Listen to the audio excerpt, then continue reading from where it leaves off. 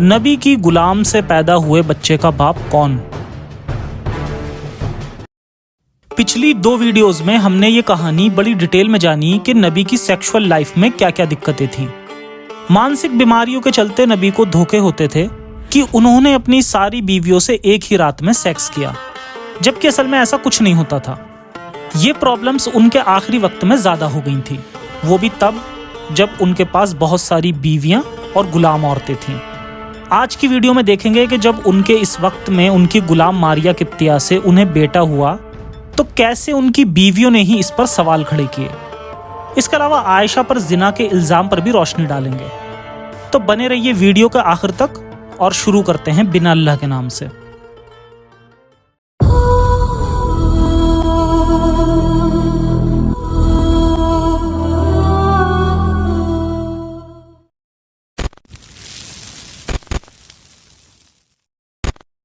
یہ ایک atheist channel ہے جو اسلام کی سچائی مسلم لوگوں تک پہنچا کر انہیں ہیومنسٹ اور ریشنلسٹ بنانے کی کوشش کرتا ہے۔ ہمارا مقصد مسلم لوگوں کے پرتی کسی طرح کی نفرت پھیلانا یا انہیں نیچے دکھانا نہیں ہے۔ اپنی پچھلی 2 ویڈیوز میں ہم نے یہ جاننے کی کوشش کی کہ آخر نبی کے روحانی دعووں کے پیچھے کی اصل سچائی کیا تھی۔ مثلا نبی کو 40 یا 4000 مردوں کی قوت ہونا یا مردانہ طاقت ہونا۔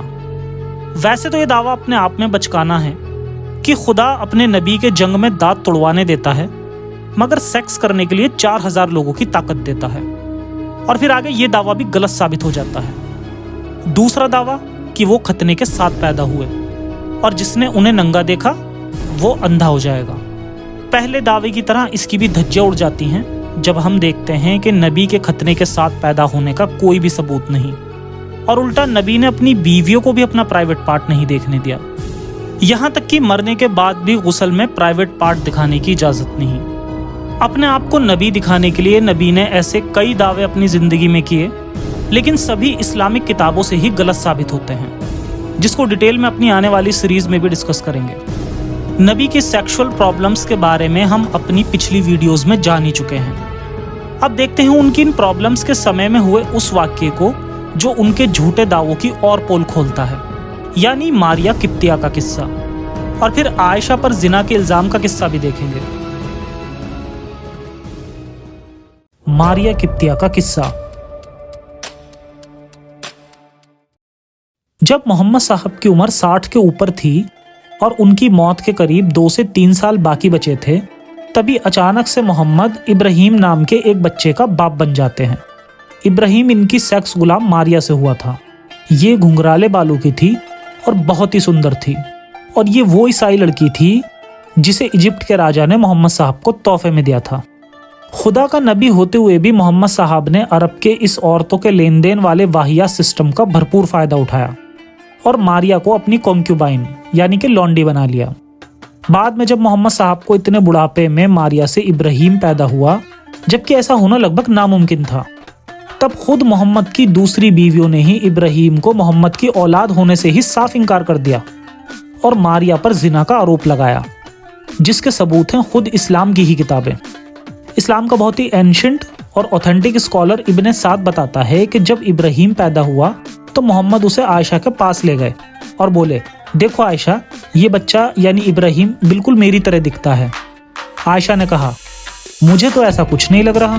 تب محمد نے کہا، کیوں، تمہیں اس کے بھرے ہوئے گال نہیں دکھ رہے؟ اس پر عائشہ نے جواب دیا، سبھی بچوں کے گال پھولے ہوئے ہوتے ہیں۔ یعنی عائشہ انڈائریکٹلی محمد صاحب کی بیماری کا تانا کس رہی ہے کہ یہ بچہ ماریا کا تو ہے مگر محمد صاحب کا نہیں۔ ظاہر سی بات ہے کہ محمد صاحب کی بیویوں کو محمد صاحب کی اس کمزوری کے بارے میں اچھے سے پتا تھا، اس لیے انہوں نے اتنا بڑا دعویٰ کیا۔ ابن سعد میں لکھا ہے کہ مدینہ میں ایک عیسائی آدمی ماریا سے ملنے آیا کرتا تھا۔ یہ جب کا واقعہ ہے جب ماریا محمد صاحب کے قبضے میں تھی۔ دھیرے دھیرے مدینے میں یہ افواہ پھیل گئی کہ وہ لڑکا محمد کی غلام ماریا کا عاشق ہے۔ اب کیونکہ محمد صاحب کی باقی بیویاں ماریا سے کھار کھاتی تھیں اور اس سے جلتی تھیں، جس سے عائشہ اور حفصہ کو بہت جلن ہوتی تھی، جس کے پیچھے ایک اور واقعہ ہے جسے پھر کبھی ڈسکس کریں گے۔ خیر، ان بیویوں کی ماریا کو لے کر جلن کے مد نظر ماریا کو اسپیشلی مدینہ کے اتری علاقے میں رکھا گیا۔ پھر دھیرے دھیرے ماریا اور اس عیسائی شخص کے افیئر کی بات مشہور ہونے لگی، اور یہ بات اڑتے اڑتے محمد صاحب تک بھی پہنچ گئی۔ ایک بات یاد رہے کہ محمد صاحب نے اپنی زندگی کے آخر تک پورے مدینے سے یہودیوں کو ختم کر دیا تھا اور یہاں کے لوگوں کو اسلام میں کنورٹ کر لیا تھا، جس کے بارے میں نے اپنی سیریز بنو قریظہ میں بھی بتایا تھا۔ اب محمد صاحب یہاں راج کرتے تھے اور کسی کی ہمت بھی نہیں تھی کہ کوئی ان کے خلاف کچھ بھی کہے، کیونکہ یہ چھوٹی چھوٹی باتوں پر لوگوں کے قتل تک کروا دیا کرتے تھے۔ ایسے میں ماریا کی خبر محمد تک پہنچنا آسان نہیں تھا، لیکن بات اتنی بڑی تھی کہ ان تک پہنچی۔ جیسے یہ خبر ان تک پہنچی، انہوں نے غصے میں علی کو اس عیسائی شخص کا قتل کرنے بھیجا۔ یہاں ان کا یہ ایکشن بھی اس خبر کو کنفرم کرتا ہے، حالانکہ یہاں بھی ایک چال نظر آتی ہے جو آگے پتہ چلے گی۔ خیر، محمد کے حکم سے علی اسے قتل کرنے کے لیے نکلا، اور جب اس عیسائی شخص نے علی کو اپنی اور آتے دیکھا تو اس نے ترنت اپنے نیچے کے کپڑے ہٹا دیے، اور جب اس شخص نے قتل ہونے سے پہلے ہی اپنے کپڑے اتار دیے تو علی نے دیکھا کہ اس کے پاس اس کا پرائیویٹ آرگن ہی نہیں تھا۔ پھر علی نے اسے زندہ ہی چھوڑ دیا، اور پھر علی نے یہ بات آ کر محمد صاحب کو بتائی، اور پھر محمد صاحب نے مدینہ کے لوگوں کو اس بارے میں بتایا کہ کس طرح انہوں نے علی کو اسے مارنے بھیجا لیکن اس کا میل آرگن نہیں تھا۔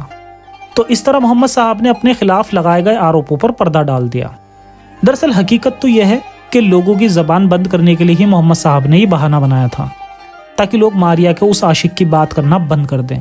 اس سچ کو جھوٹ میں بدلنے کے لیے محمد صاحب نے وہ سارے پیترے اپنائے جو اکثر یہ اپناتے تھے۔ نمبر 1، جھوٹی کہانیاں گڑھنا۔ نمبر 2، اللہ سے گواہی دلوانا۔ سب سے پہلے دیکھتے ہیں جھوٹی کہانی گڑھنا۔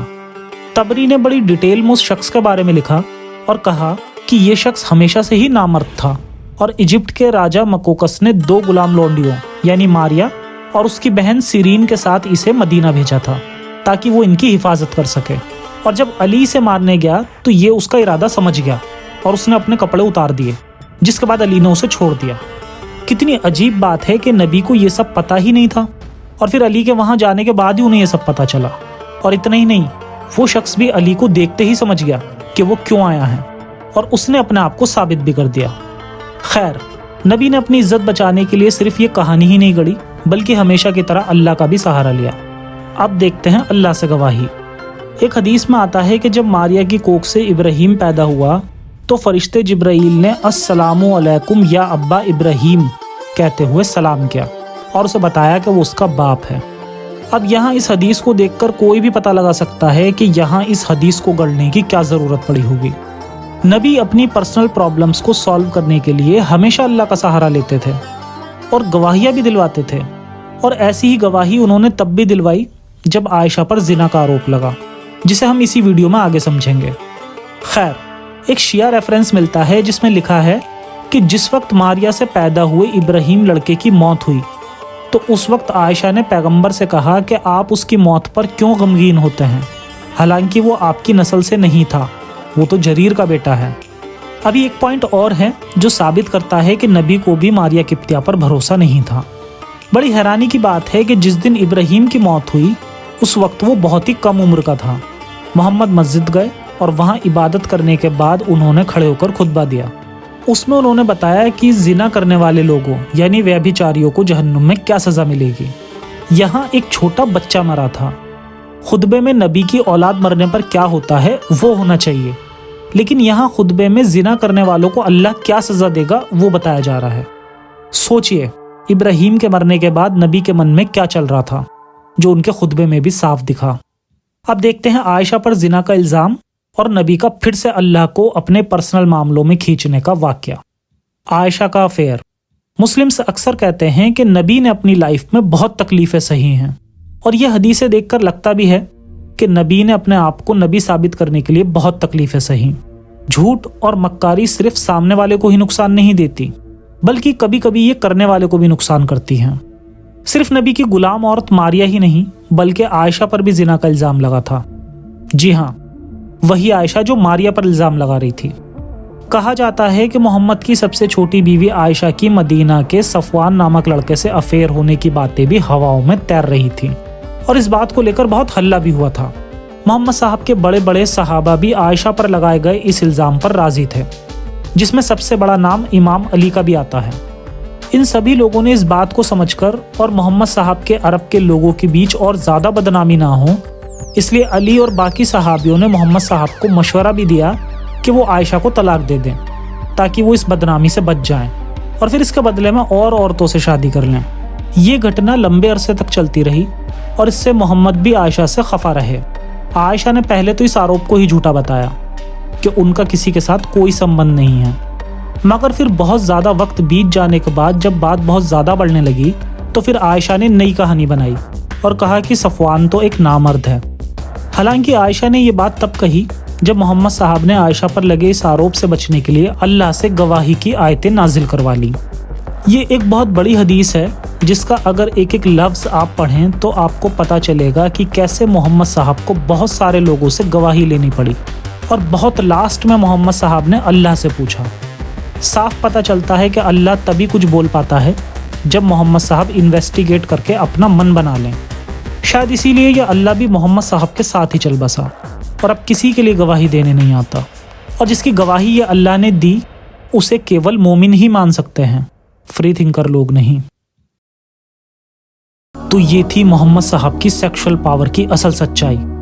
एक इंसान जो दिमागी बीमार था, अपने आप को नबी होने का दावा करता है और एक नया मजहब बनाकर लोगों को उसमें जबरन जोड़ता चला जाता है, जिसके लिए वो ना जाने कितने इंसानियत के खिलाफ जाने वाले काम भी करता है।